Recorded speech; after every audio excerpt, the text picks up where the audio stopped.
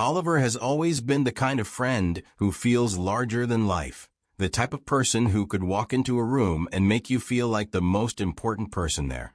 I'd known him since college, a friendship born out of convenience, but nurtured over years of shared experiences. His easy laugh, self-assured charm, and the way he seemed to know exactly who he was made him irresistible, not just to the world but to me. Of course, he was straight.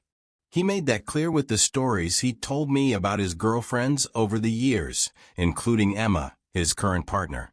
Emma, with her sharp wit and flawless beauty, seemed like the perfect match for him. Watching them together sometimes felt like looking at a work of art. So perfect it hurt to look for too long. But it wasn't just Emma that made Oliver unattainable. It was who he was, the way he carried himself, always sure, always confident, in a way I could never imagine for myself. The way his kindness to me always felt effortless and genuine, even as I harbored this secret admiration that bordered on longing. I told myself it was harmless, that it was normal to feel a connection to someone like him. But the line between admiration and desire was blurry at best. I hadn't seen Oliver in a couple of weeks, and when he texted me that morning to say he might swing by, I didn't think much of it. I'd spent most of the day working from home, my small apartment feeling more like a sanctuary than a workspace. The soft hum of my desk fan filled the room, the faint scent of lavender from a candle mixing with the rich aroma of my afternoon coffee. My bed, slightly unmade, and the cluttered desk spoke to the casual intimacy of my space, a place where I could truly be myself. The knock on the door came later than I expected, just as I was stepping out of the shower. I hadn't heard him come in, assuming he'd let himself in with the spare key I'd given him ages ago. I wrapped myself in a towel and called out, "Give me a second," but my voice barely carried over the music playing from my phone. Before I could reach for my clothes, the door creaked open. "Hey, Oliver's voice faltered mid-sentence. I froze. There he was, standing in the doorway of my bedroom, his eyes widening as they met mine. My first instinct was to cover myself, but I was already holding the towel tightly around my waist. Time seemed to stretch as I watched him, his gaze flickering between my face and the awkward situation he'd stumbled into. "Sorry. I should have knocked." His voice was rushed, almost panicked, as he started to back out of the room, but he didn't move fast enough. "It's fine," I managed to stammer, though my heart was racing. He lingered for a beat too long, his eyes settling on me in a way that wasn't as casual as I expected. It wasn't leering or disrespectful, but there was something unspoken there, an unreadable expression that sent a shiver down my spine. I reached for a shirt on the bed, trying to act like this was no big deal. "Just give me a minute, okay?" Yeah, of course." He stepped back, the door closing behind him with a soft click. For a moment, I stood there, gripping the shirt in my hands, my thoughts racing. What was that?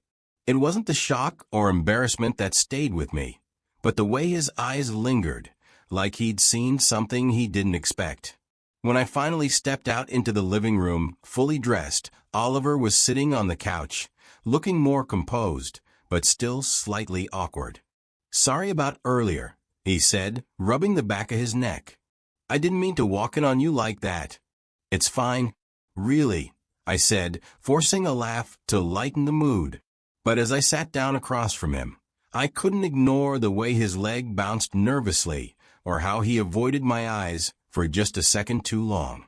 "So," I said, trying to steer the conversation back to normal, "what brings you by?" He smiled, the familiar Oliver charm returning, but there was something else now, an undercurrent of tension that hadn't been there before. As we talked, I couldn't shake the feeling that we'd crossed an invisible line, one I wasn't sure we could go back from. And as much as I wanted to, I wasn't sure I wanted to. The air between us felt different after the incident. Though Oliver quickly fell into his usual easygoing demeanor, joking about how I needed to invest in a lock for my bedroom door. There was something in the way he spoke that didn't sit quite right. His laugh was a touch too forced, his grin a shade too tight.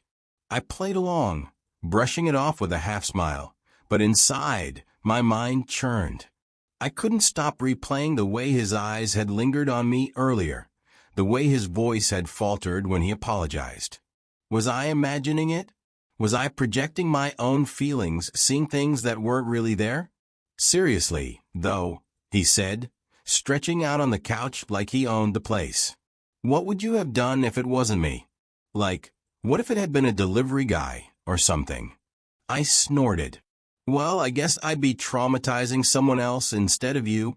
He laughed again, but his gaze lingered just a second too long before he looked away. It was subtle, so subtle that I questioned if it even happened, but it was enough to set my heart racing. As the conversation moved on, the awkwardness began to ease, though not entirely. I busied myself in the kitchen, pouring drinks, and pretending not to notice how Oliver's gaze occasionally flicked toward me. When I returned, he was scrolling through his phone, his brow furrowed. "Emma's been acting weird lately," he said without preamble, tossing his phone onto the table. The mention of her name sent a pang of guilt through me. Weird how? I don't know. He leaned forward, resting his elbows on his knees. She's been distant. Like, even when we're together, it feels like she's somewhere else. There was a vulnerability in his voice that I wasn't used to hearing. Oliver was always the confident one, the guy who had it all figured out. Seeing him like this, uncertain and raw, made my chest tighten. "Have you talked to her about it?" I asked. "Yeah, kind of." He shrugged, running a hand through his hair. "She says it's nothing, but I don't know. Maybe I'm just being paranoid." I hesitated before speaking, choosing my words carefully. Relationships are complicated. Sometimes people just drift for a while. It doesn't necessarily mean anything's wrong. He looked at me then, his gaze piercing. "You ever feel like you're just not enough for someone?" The question caught me off guard. I wanted to laugh it off, to tell him he was being ridiculous. How could someone like him ever feel like that? But the sincerity in his expression stopped me. "Yeah," I admitted quietly. "All the time." For a moment, neither of us said anything. The silence stretched between us, heavy with unspoken truths. Then, almost without thinking, I reached out and placed a hand on his arm. It was meant to be a comforting gesture, a small show of support. But the moment my fingers brushed his skin, it felt like a spark ignited between us. His arm was warm beneath my touch, the faint scent of his cologne filling the space between us. He didn't pull away. Instead, his gaze dropped to where my hand rested on his arm, his expression unreadable. My heart pounded in my chest as I fought the urge to jerk my hand back, to apologize, to do anything to break the moment. But I couldn't move. When he finally looked up, there was something in his eyes I couldn't quite place. Confusion, maybe. Curiosity. Something that made my breath catch in my throat. "You're a good friend," he said softly, his voice barely above a whisper.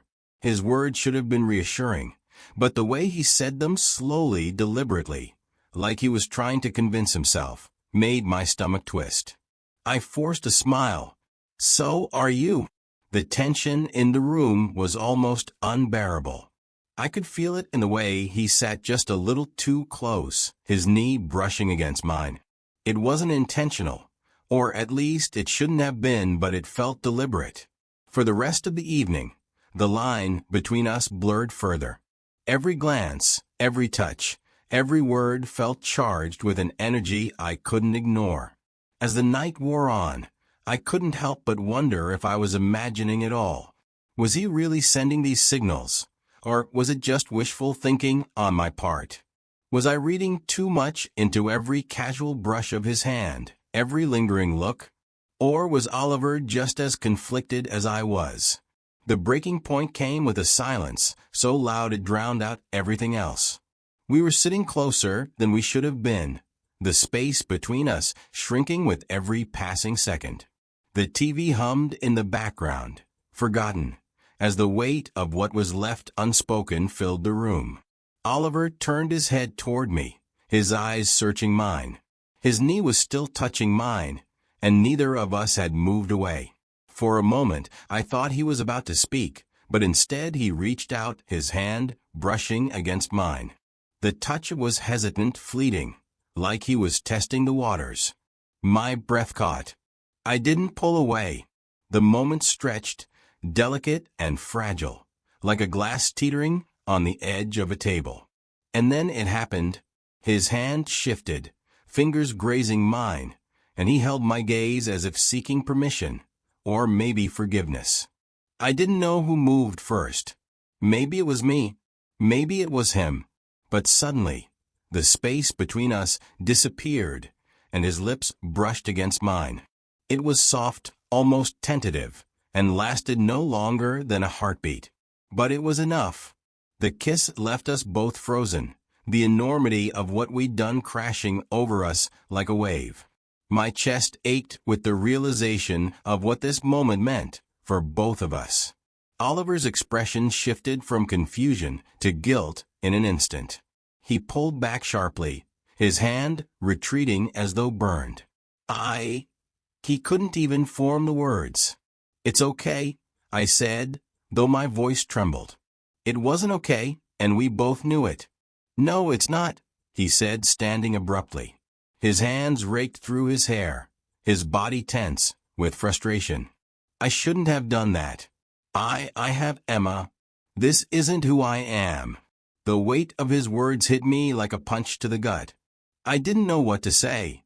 My own emotions were a mess of guilt, longing, and shame. "Oliver, I need to go." He cut me off, avoiding my gaze. He grabbed his jacket from the arm of the couch, moving toward the door with a kind of frantic urgency. "Wait." I stood, my voice cracking.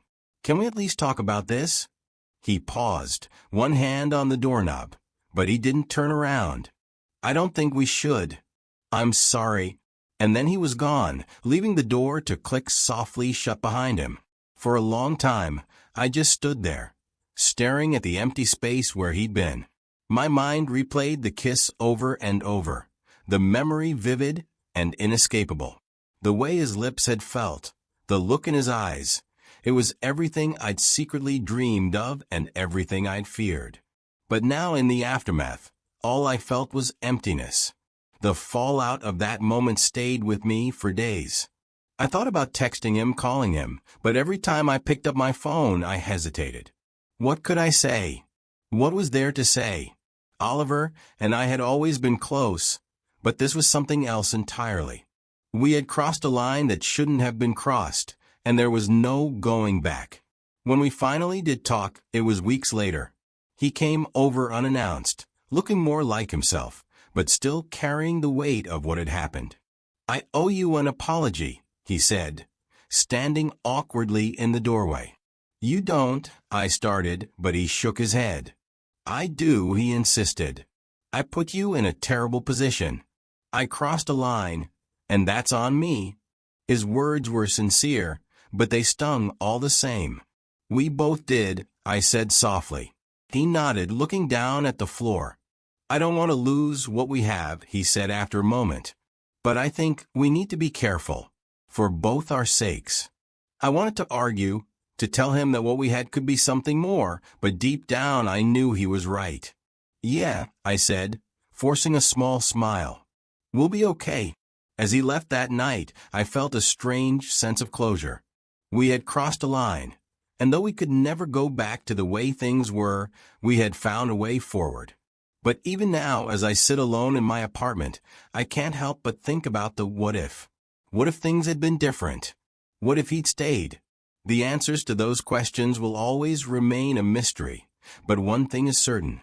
Some lines, once crossed, change everything.